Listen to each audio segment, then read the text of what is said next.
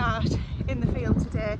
Now April is normally the month for getting all of the repairs done, and it's been that bad weather, as you guys might know if you've been following us for a while, that Stephen's only just been able to get started on them.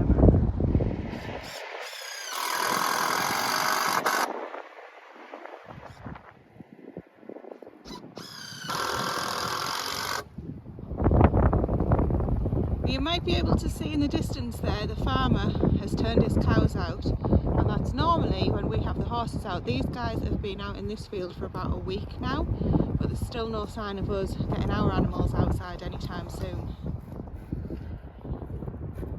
Now this fence here is the bane of Stephen's life. I have to say, every year we end up having the same conversations, and that's because he didn't put this one up. When we first moved in here, for one reason or another, we ended up having to pay somebody to do a job that Stephen would normally do. We never ever do that. That is the one and only time that I can think of that we've ever paid for anybody to do something that Stephen can do. Is that right? And it's just a rubbish job. You've got, not that I'm annoyed about it or anything, but you've got fence rails on there 10mm and on here 40mm.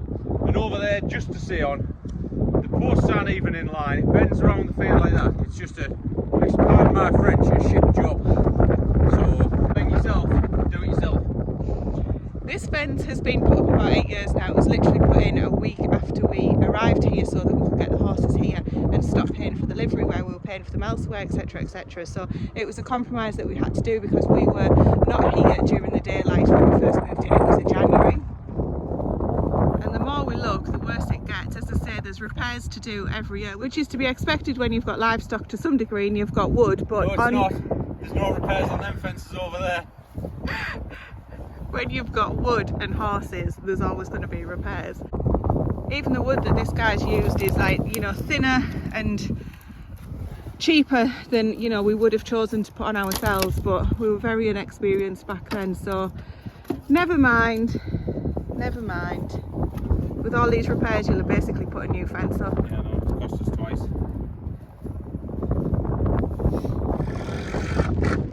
So obviously these fences need repairing before we can get the animals turned out, and also by coming out and repairing these tonight, it's after work one evening, we can check how the field is looking and see how wet and boggy it is, because it has been like a swimming pool out here lately with all of the rain. It's not as bad as we thought, but it's definitely going to need a little bit more to dry out before we can get the animals out safely. They would be fine out here. It's about how safe they're going to be when they haven't been out for quite a few months, and you know, not pull anybody over or fall over themselves. So that's what I mean by safely. I'm doing Rodney.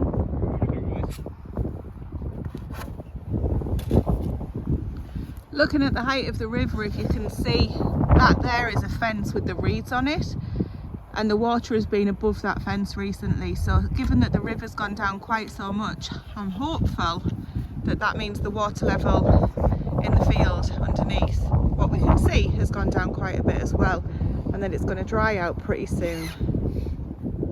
Last one, Stephen. Last one for this year. That's what you think. Wait till the horses get out. Well, maybe last. Didn't get off to a very good start because Stephen used his hammer on the first rail that he was taken off to repair and snapped his hammer. So that's why he's using an axe to hammer or to take it off or to hammer it in, whatever he's doing.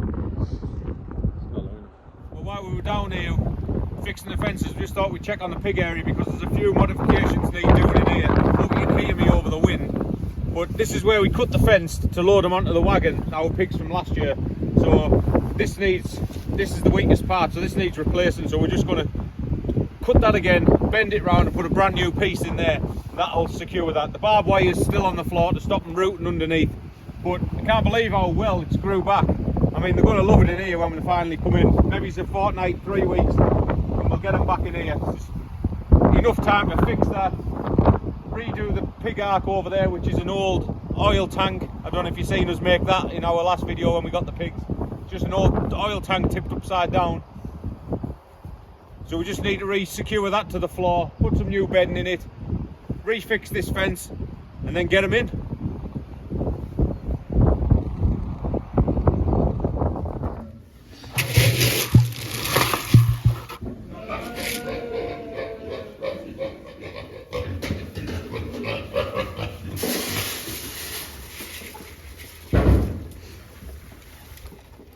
Well, the pigs have been here 2 weeks and pleased to report they're doing awesome. They didn't used to like to touch you or anything when we first got them. Now they let you have a stroke and a tickle. One's not so as forgiving as the other, but they're getting there, the pair of them. Good boys. Another thing we wanted to get while we were down the field was this spare little feeder here, because we've had the lambs now for 2 weeks as well. So we're trying to introduce them onto a bit of creep food, which is just a bit of hard feed to try to get them off the milk. So we just give them a bit of that in something that they can't knock over, and we'll just see if they take to that. Hello girls. Here you go then, come on. Here you go. Here, sheeps.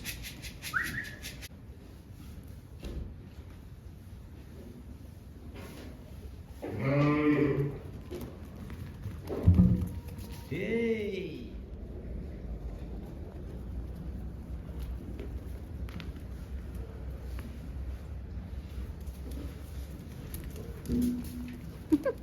They were Rodney.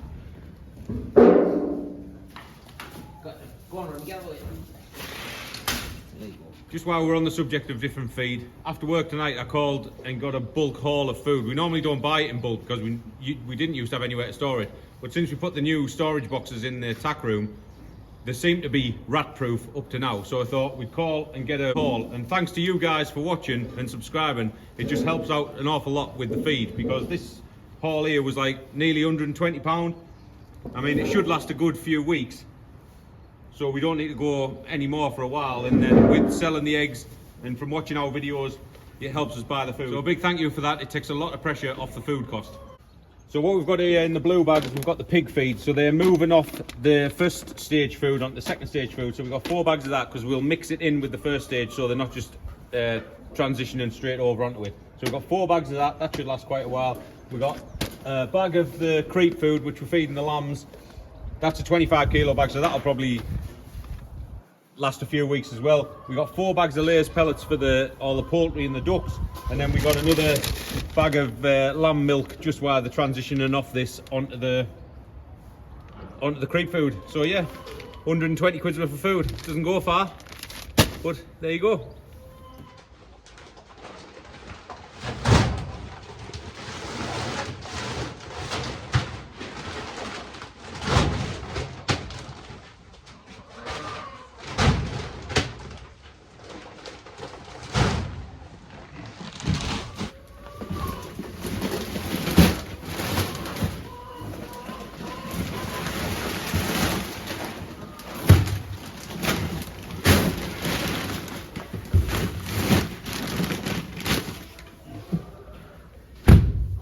Well, that's those freezers nice and full. I'm going to write on the little, we've got a board here that Stephen's put up.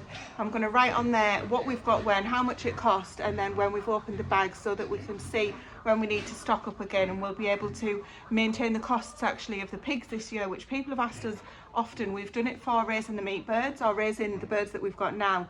The birds, just if you didn't see that video, it costs us about £20 per bird to raise them to point of lay. So anything, we did it to about 20 weeks, so it's about £1 a week it costs us to raise the birds here. And we're going to try and do the same for the pigs this year, because we tried to start doing it last year and then we just sort of lost track of how many bags of feed we've got, etc, etc. So the pigs are still in the barn, as you saw, the lambs are still in the barn. Hopefully, now that we've had a look in the field, we'll be able to look at getting things out over the next week or so. If the sun shines and the weather gods are favourable to us, then it might even be sooner. But at the moment, it's not going to be tonight, which we were kind of hoping it would be. But for now, everything's staying inside the barn. I'm going to take that bag of lamb lac over, which is essentially the bottle milk that we feed for the lambs. They will be on that for quite a while yet. I know Stephen said we'll be getting them off it onto the creep food, but they will be transitioning just small amounts of the creep food, which is the hard feed that the lambs get, and then we'll reduce the amount of milk they get eventually, but that won't be for a good while yet, because they're only, what, 3 weeks old I think now, is it? Something around there. So yeah, it's all looking really good. Very pleased with how the band's coming along.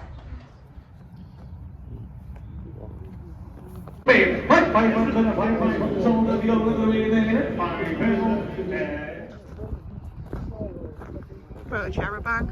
Starts at 10 o'clock. Should we get a caravan? No. Why? We're here for a trailer. Yeah, that's not the one we're after.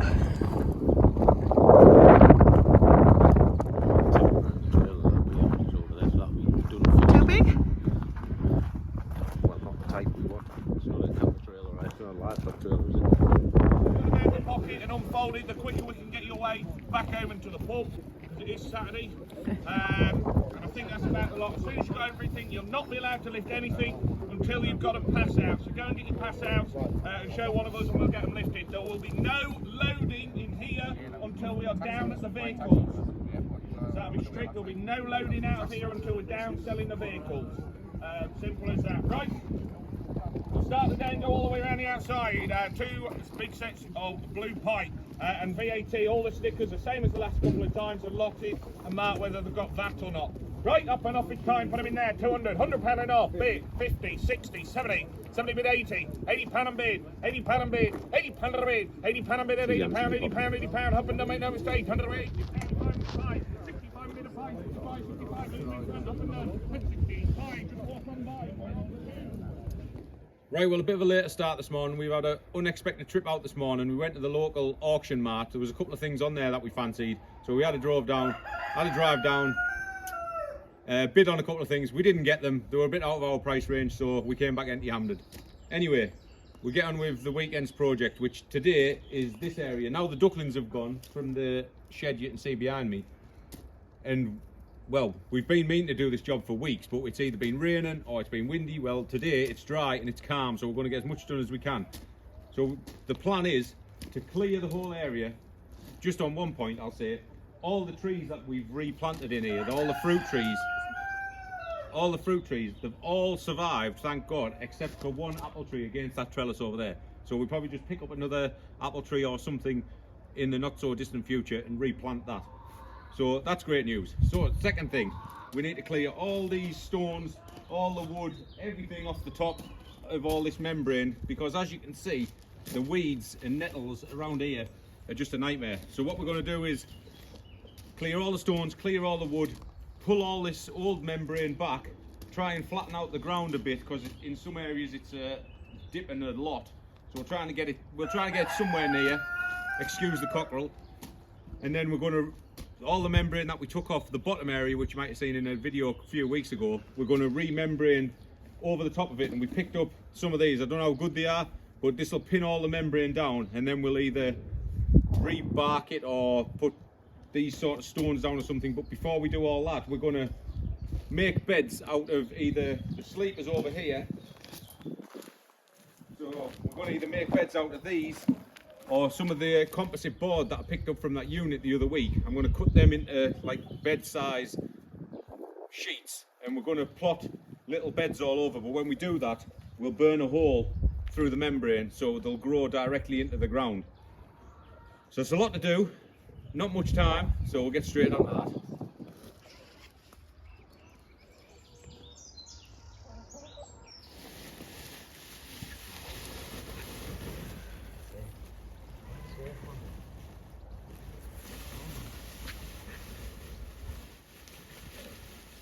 Right, just a quick update to where we've got up to today.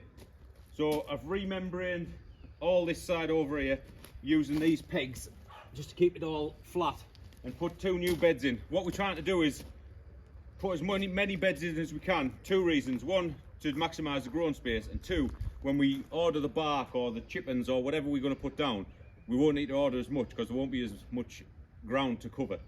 So also I remembraned it because a few years ago we burnt some holes in the old membrane that was down, and we grew like pumpkins and stuff like that in them when them holes were still there, so weeds were just growing out of them. So I thought we had some spare membrane from down the bottom, so we might as well remembrane the whole bit to try and keep the weeds to a minimum, and that gives us less work to do in the future. So like I say, that's all remembraned.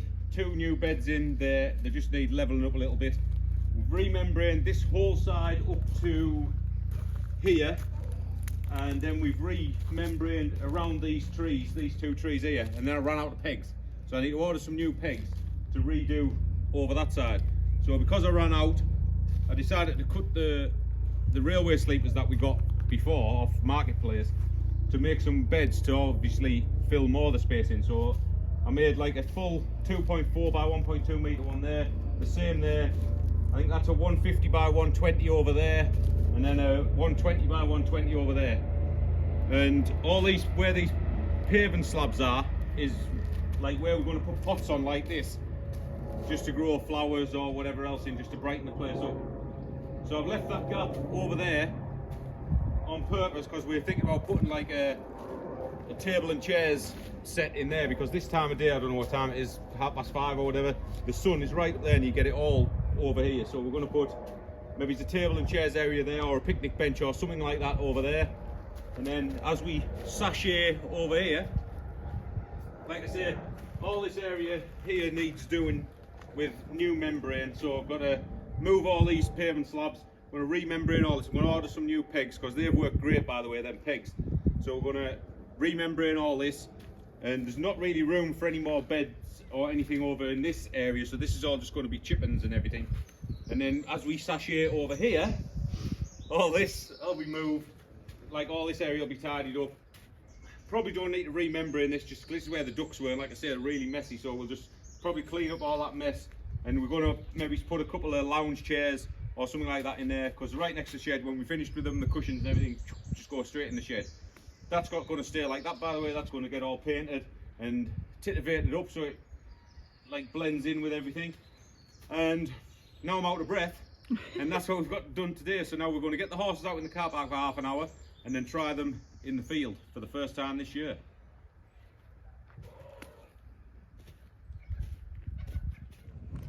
Well, like Stephen said, we're going out. We weren't going to, as I said on last night's clip, we weren't going to be putting them out. Sorry, I'm out of breath. I'm running around trying to get the gates all closed, so if they do get off or run somewhere they're not supposed to and end up taking us with them, we could do in a confined area. But yeah, we weren't going to get them out, but it's been lovely and sunny all day. Can't put it off anymore. I'm not gonna lie, it's nerve-wracking doing it the first time, because you know, half a ton animal excited to be in the field and can get there a lot quicker than you sometimes stops listening to your commands. Let's see how it goes. Let's just make sure the field's ready for them. Wish us luck.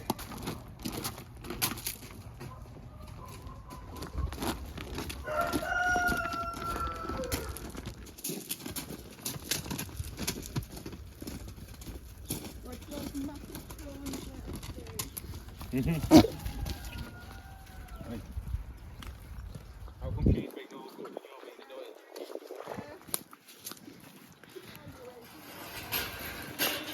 Hang on. Just when. Right, go on.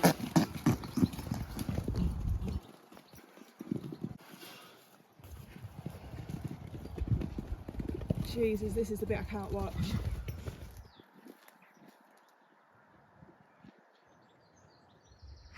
And the wrong leg lass. Look at those knees. She will sleep tonight. Oh nice, that's brilliant. What a fantastic job. Well, as you can see behind me, we've got the horses out. This is the second day. We got them in and out yesterday with success, and they're back out this morning with even more success. So while they're out there and we've got another lovely day, I'm going to get on with this job.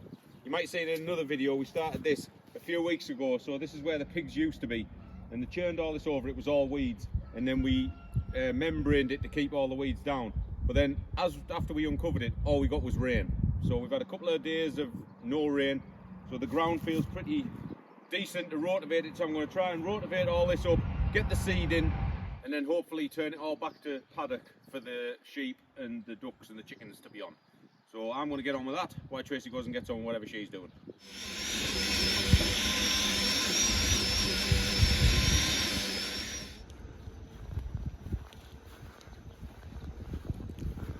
What are you doing? What are you doing?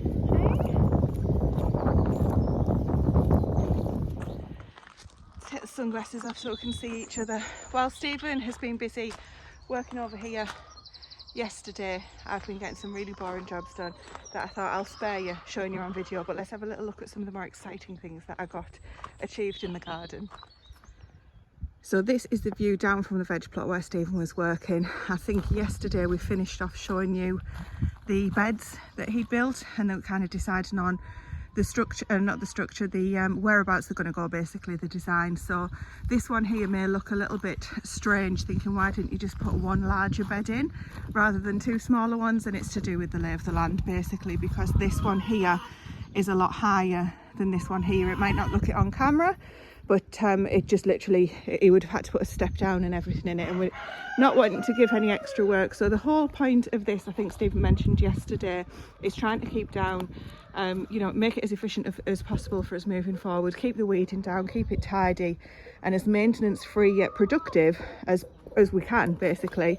And I know he did say about the blossom and the trees that have survived. Let's get that in focus if we can. Look at the blossom on these guys here. Let's go down so we don't snap it. There's only one tree that hasn't survived out of all of them, and it is, let's go and have a look.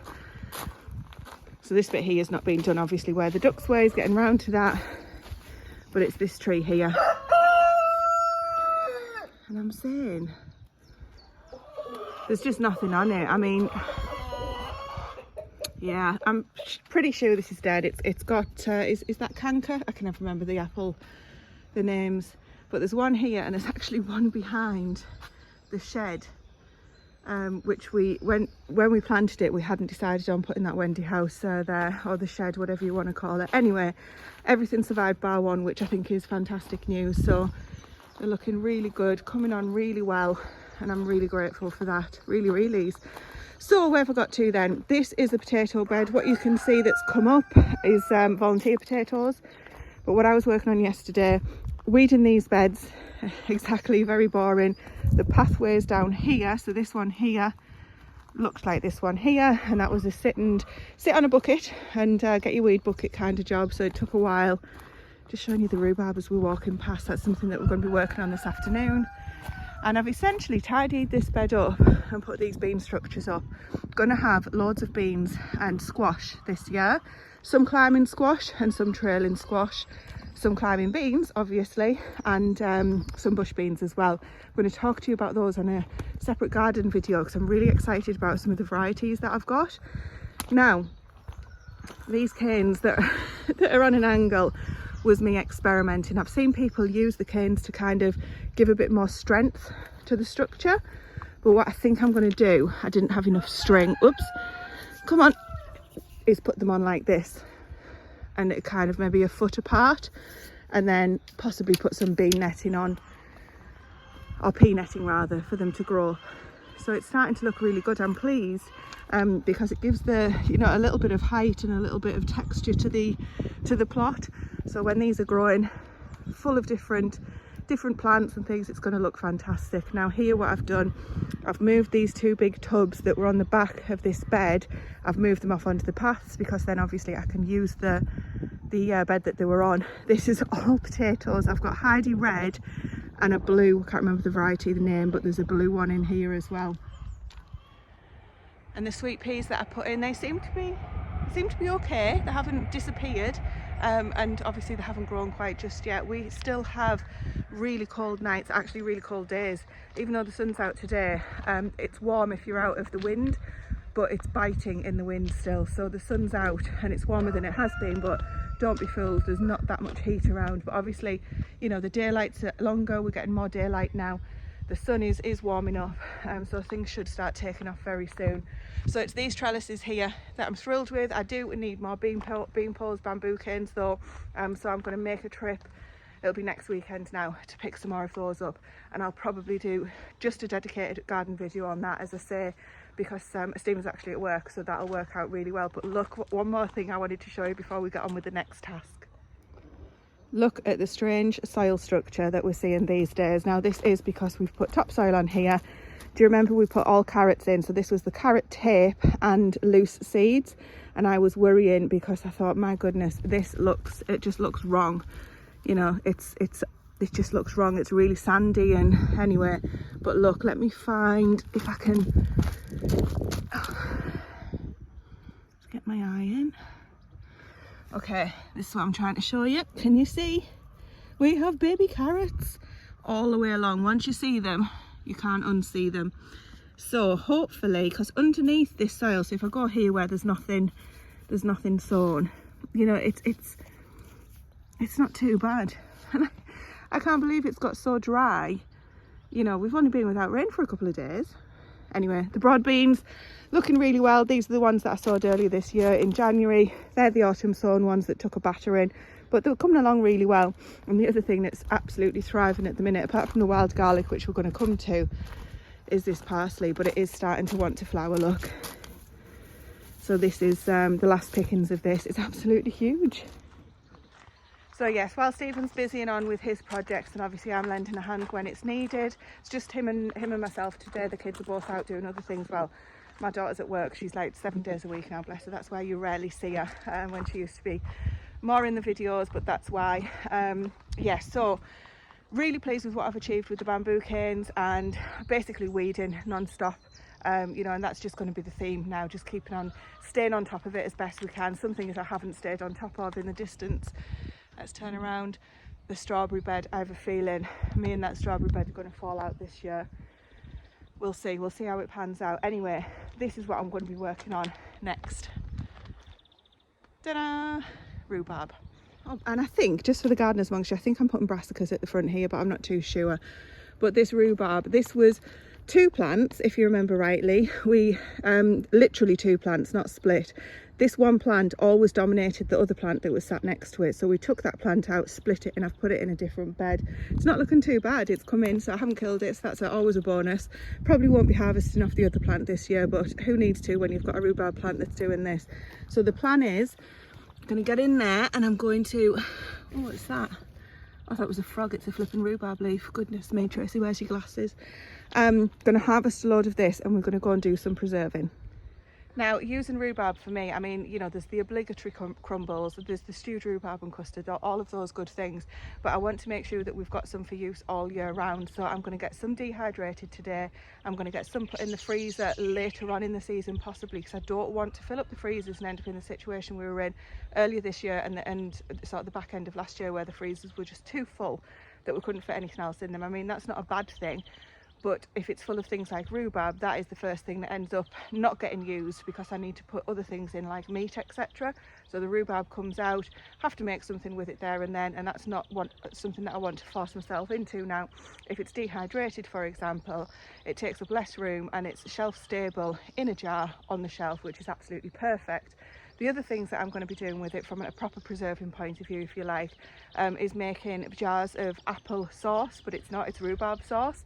Using it for like the likes of pork and things like that, it's absolutely delicious. Just on your rice pudding, on your yogurt, on your whatever it is that's your thing. It's a really good way of using it as well. So there are a few different recipes that I've been doing and that I'm going to be doing over the next few days and weeks. This will go on right until the end of June from a rhubarb preserving point of view, but this is the first day that I'll be making a batch load of things to get onto the shelf essentially. Right, I've got quite a bit done. I haven't got my tripod out, so I couldn't show you the picking it, because I need 2 hands to get in and get it done. I'm going to chop the leaves off and they're going to go straight on the compost. Some people think that they're poisonous. I mean, they're very, very low amounts of, is it oxalic? Is that how you pronounce it? I can't remember. Anyway, but it goes on the compost, it rots down. I do that every year. I've got no problems with that whatsoever. So I'm going to do that, and then there's a few other recipes that I'm going to be coming back for from this particular plant. So I've barely touched it, but I've got a heck of a lot. I'll wait when obviously when I'm doing the recipes, etc. We're going to be doing rhubarb wine, rhubarb gin, all of the usual jams, chutneys, all of that good stuff. If you're interested in any of those in particular, or if there's a particular recipe you'd like to see us do, please let me know in the comments, and then next time I harvest from this, I'll try and incorporate that as well. We'll see how we get on, but otherwise I'm going to get a load of this straight in the dehydrator so that can get on and get going, because that takes quite a while, and then I can leave that on overnight. that's how much we've got. It's quite heavy rhubarb to carry in, so I'm going to take the leaves off. No point in taking it over the house and then bringing the leaves back out, but you can see I've barely touched it. There's a little bit of a gap there because there was a couple of large leaves, but inside there are a few spindly ones, so I want to make sure that I keep, you can see that's snapped. I didn't snap that, it was already snapped, so under the weight of itself it's kind of it's already starting to snap, so I need to keep on top of picking it but without affecting the plant too much. It's a very well established plant, this one though, so I'm not worried about killing it off.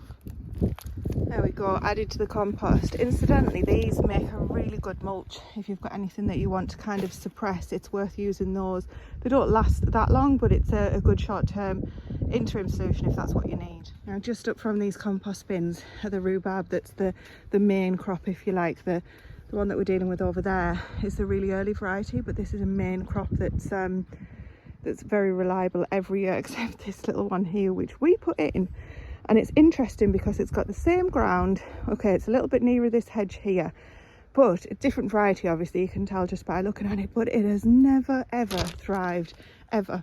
And it just shows when people say, God, my rhubarb is, you know, it's not working, it's not thriving, and people say it's the easiest thing to grow. It's not always the case. You know, there's no difference that I could tell you that I've treated that one any differently to the rest of them, but it seems to struggle terribly. I think we can safely say as well that weeding on this side is becoming a priority. But anyway, let's carry on with what we're doing. Let's get some food on the shelves.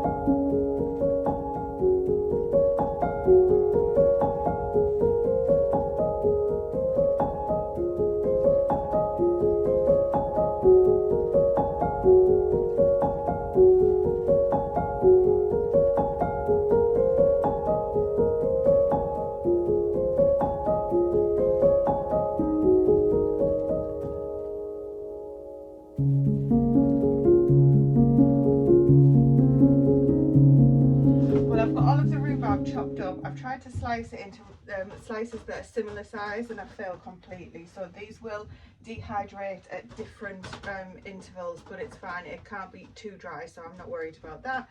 I think this is going to be the last tray that I'm putting on.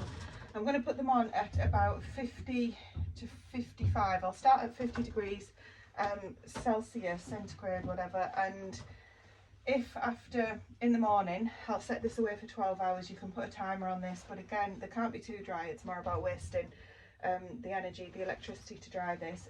But if it's not dry in the morning, then I'll set it off again at a slightly higher temperature. And the reason that I'm starting on the lower one is because I essentially don't want to cook it, which realistically you're not going to at that temperature. So I'm just getting these last few bits out, which are proving more difficult, and then I'll get it started. And that can just go on overnight. I leave it on overnight out here. Some people don't like to do that, that's absolutely fine. And then we will see in the morning. What I'm going to use this dehydrated rhubarb for is teas, so herbal teas, absolutely delicious with a bit of honey, really refreshing, summery drink. But also you can use it in like granola and muesli. You can rehydrate it in water, or sorry about my hair, I've just seen that. You can rehydrate it in water or in orange juice, something like that would work really well. And then just use it as you would in any fresh rhubarb, where fresh rhubarb is required in any recipe. So this is the first of the winter preserving underway. And I'm going to be doing something with rhubarb every night this week, but I wanted to get the dehydrator running first with this because the next thing that I'm doing in this is wild garlic, and I prefer to have the sort of the leftovers of a rhubarb smell in the wild garlic rather than the wild garlic smell in the rhubarb. There isn't generally any smell left, but you know, just in case, it's quite a strong smell, isn't it? So rhubarb's going in this tonight, wild garlic's going in it tomorrow. Now the other thing that I'm going to do with the wild garlic is make some butter.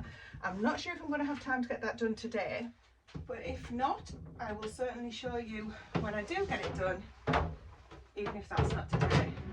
And when that's dry, if you just store it in a kilner type jar with the clip lids, mason jar, something like that, anything that's got quite a tight seal, then that'll keep that fresh moving forward. I'm not going to put any oxygen absorbers in or anything else in there. It's purely going to be just the dehydrated rhubarb, and we'll start getting through that.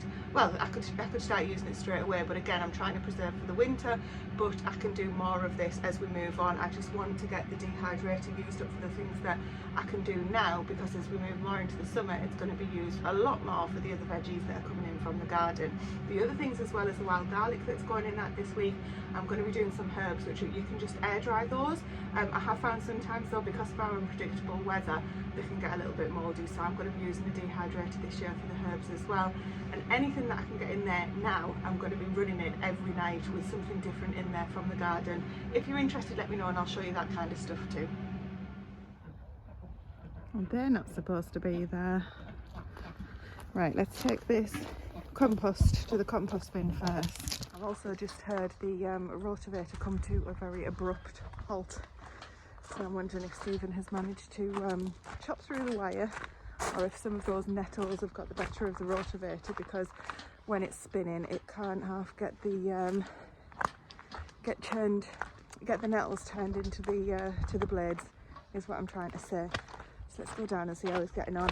Those ducks will be fine just there. They don't normally venture out. It's quite interesting to see that they've chosen to today. Right, compost.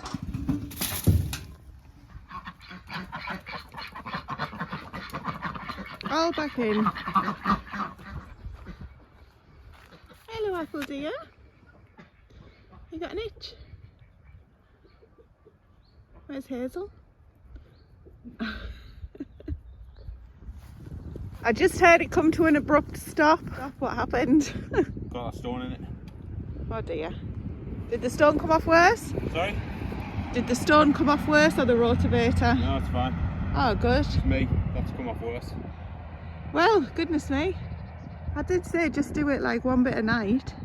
Well, I want the seed in tonight, so it's done then. You're going to ache so much this week. Good. Last bit.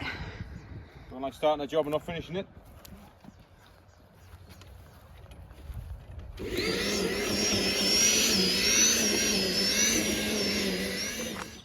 think I better go and get the paracetamol or the ibuprofen out for him. Right, it's time for me to feed the lambs now. It's their second meal of the day. We are moving them from 4 feeds a day to 3 feeds a day, and it's worked out just fine. This is obviously to enable us, sorry, one sec. This is obviously to enable us for being back at work, but also moving from 4 to 3 is common. You're obviously weaning them off to none eventually and replacing it with a creek food like we mentioned on Friday night. So I'm going to go and get that made up, and then that's about it done for outside for the day. I'm back to indoor jobs, unfortunately. It's freezing.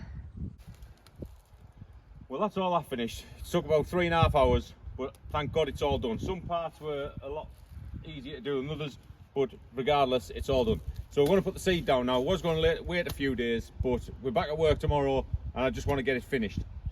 And it is going to rain tonight, which is a good thing. So we bought this horse paddock grass seed. It says it's just half an acre, and I think this is about a 1/15 of an acre. So we should have loads left, but we're going to attempt to use this. We've had this for years. I can't remember what we bought it for. We got it when we first moved in, and there's a few things bust on it.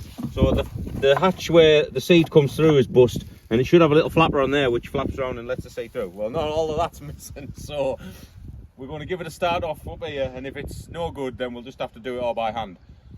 So here we go. A test bit? That's enough to do the full flip and paddock. No, 'cause as soon as I start walking, it's going to go. Are you?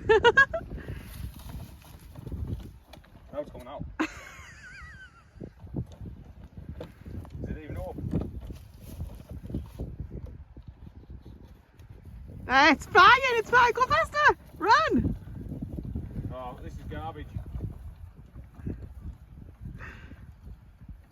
Oh, it's going. Alright, then I'll just move around. We're not going to have enough.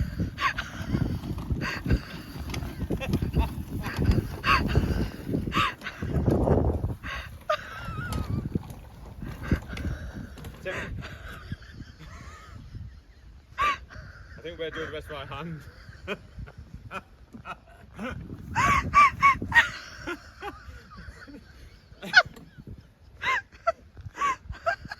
At least it might grow in that bit. Right. Do the rest by hand.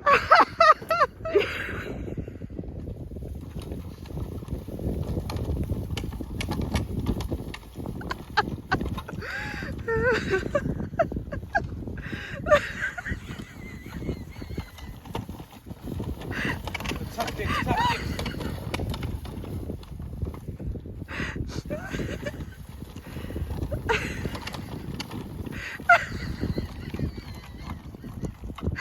Oh God. I'm just wondering what anyone will think who's watching. I'm out of puff. Well, God knows how that's going to turn out. But it looks, don't know what it looked like on video, but it looks pretty evenly spread in certain places. Other places, not so much. So it's going to go around by hand and just, I don't know, likely spread it by hand, I suppose. And we'll just have to see what becomes of this. Probably have to go and have to buy another acre's worth.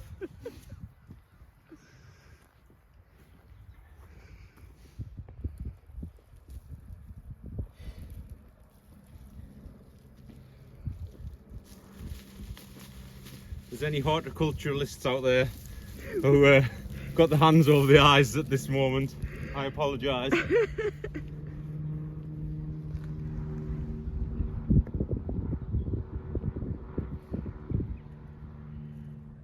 I haven't laughed like that for a long time. Now it's due to rain tonight. I think it said about 4 AM, so it's not windy, which is ideal. Excuse the hood, I am freezing all of a sudden. Yes, it's due to rain tonight at about 4 AM, so that's ideal. It's not that windy that it's going to blow the seed away. Now we're unsure if we're supposed to rake it in or whatever, to be quite honest with you, so we're just going to leave it and hope that the rain that's coming will help it to germinate. It is going to be quite cold for the next week or so overnight, so I'm not too sure that it's going to germinate quickly, but hopefully it won't rot or wash away or anything like that. And then in a week's time we do the better weather, and then hopefully it'll start to germinate then. Now the stuff that we've got left in the bag, which Stephen is rapidly going through, we're going to use just to sow where the gates are, where they're obviously over the winter and in the worst weather. And the worst weather has turned just to mud, so where the animals usually are at the gate, so we're just going to oversow some of that, and then we'll see how we get on. Well, I'm so sorry for the abrupt ending, but that's it for this video. We were bad laughing at Stephen that we got distracted from saying goodbye to you guys properly on the video, but we look forward to chatting to you again soon in next week's video.